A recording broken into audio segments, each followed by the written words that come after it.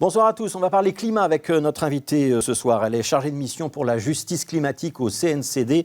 C'est le Centre national pour la coopération au développement. Vous connaissez probablement l'opération 11-11-11 du CNCD. CNCD qui est également l'une des associations membres de la coalition climat. On va donc parler de réchauffement climatique ou peut-être de dérèglement climatique et du lien qu'on peut faire ou pas avec les fortes chaleurs qu'on enregistre aujourd'hui et qu'on enregistrera demain. Nous accueillons Rebecca Thyssen. Bonjour Rebecca Thyssen. Merci d'être avec nous. Cette vague de chaleur, elle vous surprend ou elle ne vous surprend pas ? Malheureusement, elle ne me surprend plus et je pense qu'elle doit arrêter de surprendre année après année les médias, le grand public et les citoyens parce que c'est une des réalités emblématiques du réchauffement climatique. Ces événements extrêmes, que ce soit les canicules ou les inondations de l'année dernière, c'est en fait l'apanage de ce qu'on va connaître les années futures à cause des émissions de gaz à effet de serre qu'on produit. Ça veut dire que ces événements risquent de se reproduire, aussi bien les inondations de l'an dernier avec 39 morts en Wallonie que les très fortes chaleurs d'aujourd'hui et de demain. En tout cas, si on continue sur la trajectoire actuelle qui est de toujours émettre plus de CO2 dans l'atmosphère, oui, c'est certain. Ça va être de plus en plus fréquent et de plus en plus fort. Voilà, alors vous allez peut-être tenir votre micro parce qu'il est tombé, il s'est décroché. Voilà, on va le tenir, ou si vous le tenez à la main, ça ira, voilà. On va se débrouiller comme ça. Il y a des records historiques qui sont battus ces jours-ci, notamment en France, avec des incendies en Gironde, 14 000 hectares de forêt qui ont été détruits, la même chose en Espagne. Moins de forêt, c'est moins d'humidité, c'est un peu un cercle vicieux ? Oui, et on va connaître de nombreux cercles vicieux, que ce soit par rapport aux forêts, par rapport aux océans, par rapport à la désertification qui avance.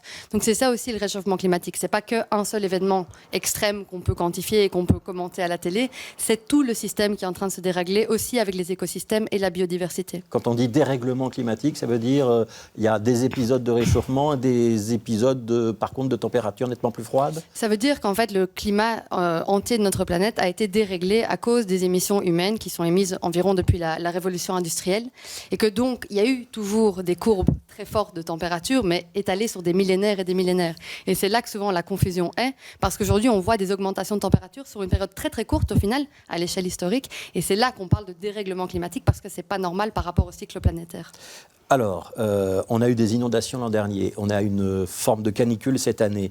Est-ce qu'avec tous ces événements qui succèdent et qui frappent quand même fortement l'opinion publique, avec des drames, est-ce qu'il y a une prise de conscience qui s'opère ? Est-ce que vous avez le sentiment, vous qui suivez ça toute l'année depuis plusieurs années, qu'il y a aujourd'hui une plus grande conscience du dérèglement climatique de la part de la population ou pas ?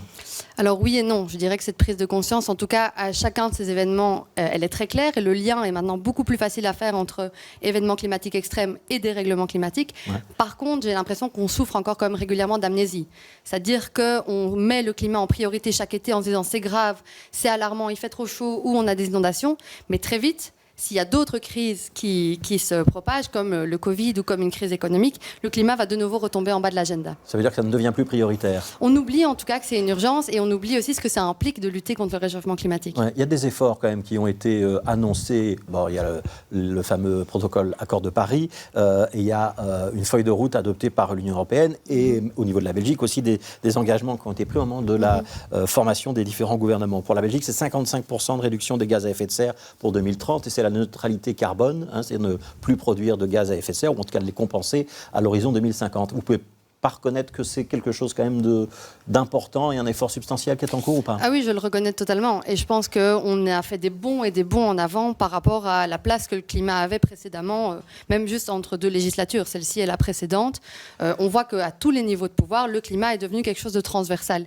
Moi, je parle plutôt, quand je disais qu'il y a une certaine amnésie, des réels efforts qui sont mis sur la table et surtout de l'argent qui est investi dans les priorités. C'est-à-dire que les objectifs qu'on annonce là, on risque de ne pas les atteindre ?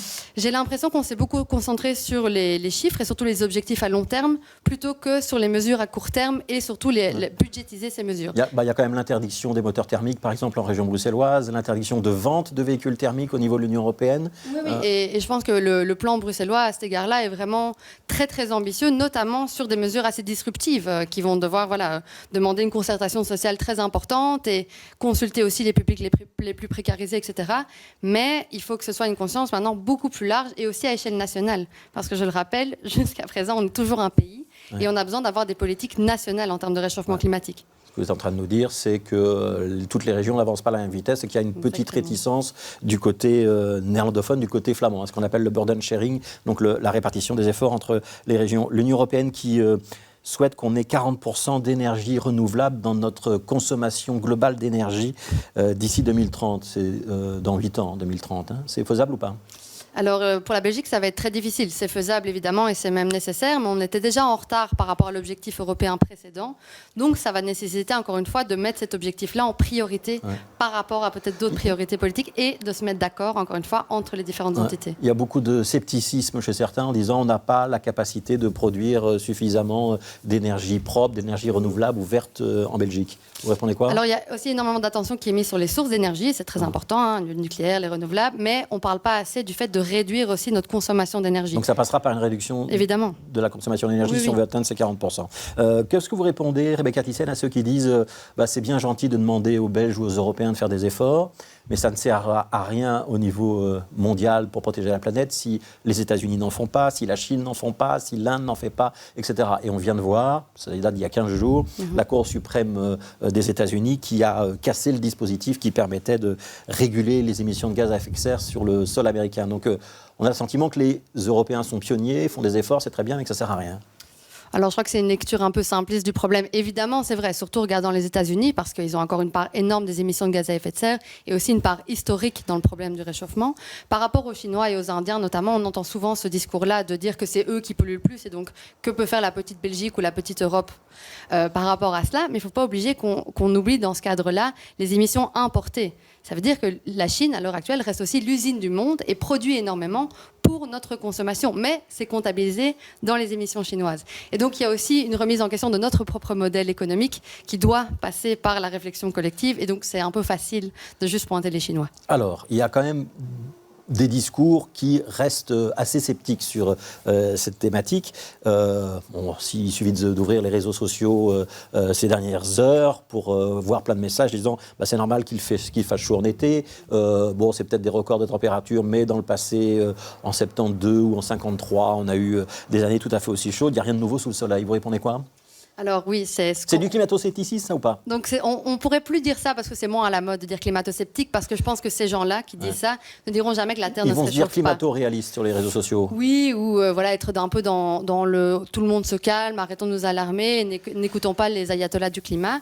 Ce qu'on leur répond, c'est d'abord il faut peut-être lire un peu ce que les rapports scientifiques disent, et que oui, il a fait très chaud en 72, mais là il fait de plus en plus chaud, et chaque année, et avec des températures beaucoup plus hautes, d'une part. Et d'autre part, c'est souvent aussi les mêmes personnes qui vont nous dire « Mais attendez, on va remplacer nos flottes de voitures par des voitures électriques, on va trouver la solution du kérosène vert et il faut arrêter de s'alarmer parce que les technologies vont nous aider. » Et donc ça, c'est vraiment le raisonnement de rester dans le même modèle, le même business dans lequel on est aujourd'hui et de ne rien vouloir changer à nos pratiques et nos systèmes. Et donc, je répète ma question, c'est une forme de scepticisme ? Oui, on peut le dire comme ça. C'est un frein au changement ou pas ? Clairement.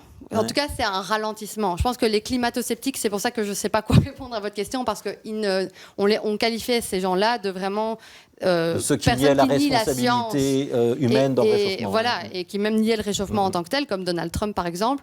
Et donc je crois que ce serait de donner trop de crédit à cette nouvelle forme de scepticisme que de les mettre dans la même catégorie. Par contre, c'est clairement des personnes qui ralentissent les efforts, qui dénient les messages venant des jeunes, des scientifiques, etc., en voulant surtout qu'on ne s'alerte pas trop sur cet enjeu-là. Alors, dernière thématique que je voudrais aborder avec vous, on a le climat, on a aussi la guerre en Ukraine. On découvre notre dépendance énergétique et même notre dépendance alimentaire. Cette découverte-là, cette prise de conscience-là, c'est une nouvelle donne et ça veut dire que le monde est un peu en train de changer et qu'on est tous en train de se dire « Ah, on doit peut-être être moins dépendants les uns des autres et il faut revenir à une sorte d'autonomie énergétique, alimentaire, etc. » La première chose qui m'alerte un peu là-dedans, c'est que ce soit une découverte en 2022. Donc oui, effectivement. C'est un peu le cœur du projet du CNCD, ces questions-là. Oui, on travaille pas mal dessus, effectivement, dans nos différentes thématiques. On a aussi beaucoup travaillé sur la guerre ukrainienne par rapport à l'enjeu migratoire. Mais par rapport au climat plus spécifiquement, effectivement, ça a été peut-être le réveil nécessaire pour se rendre compte qu'en fait, ça fait 20 ans qu'on dit qu'il faut arrêter de dépendre autant des énergies fossiles et que tout d'un coup, ça devient géopolitiquement et économiquement beaucoup plus compliqué. Et donc, peut-être qu'on va aller enfin vers une transition bas carbone. carbone. Ouais. Lorsqu'on parle de relocaliser notre production agricole, par exemple, c'est possible, hein, arrêter d'importer des céréales, de la viande, etc. Alors, je pense que c'est possible, mais qu'il va c'est bon pour le climat aussi. Hein. Mais tant que c'est fait dans les limites environnementales et planétaires, c'est-à-dire qu'il y a beaucoup de lobbies, notamment agroalimentaires, qui ont dit attention, il faudrait vraiment diminuer toutes les normes environnementales pour pouvoir continuer à nourrir le monde.